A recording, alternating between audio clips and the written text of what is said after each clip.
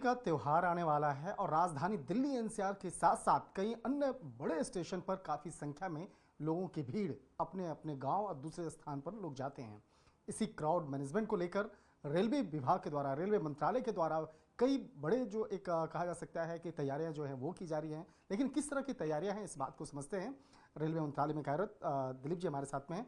Sir, मैं समझना चाहता हूँ कि जिस तरह से क्राउड मैनेजमेंट जो शब्द है, क्राउड मैनेजमेंट जो जिस तरह से एक शानदार तरीके से रेलवे करता रहा है, किस तरह से खास तैयारियां होली के त्यौहार को लेकर आप लोग कर रहे हैं?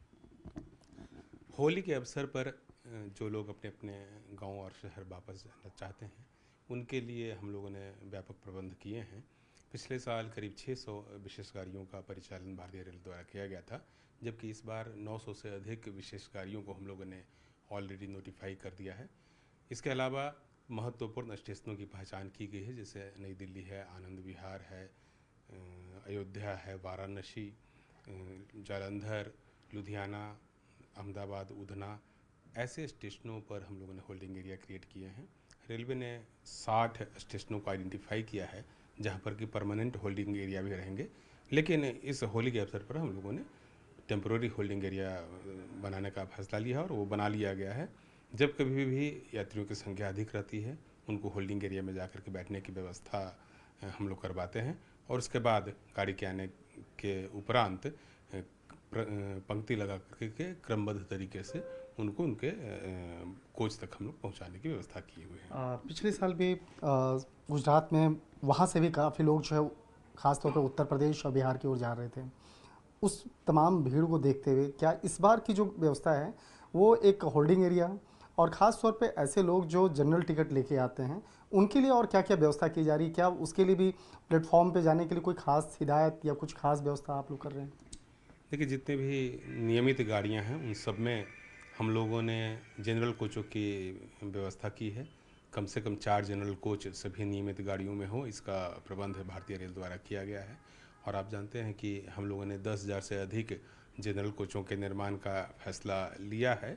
यह जो अनरिजर्व्ड या नॉन एसी क्लास के जो कोचेस हैं वो आम यात्रियों की सुविधा के लिए ही बनाए जा रहे हैं और ऐसे अधिकतर कोच जो बनकर के तैयार थे ऑलरेडी हमारे फ्लीट में लगाए जा चुके हैं।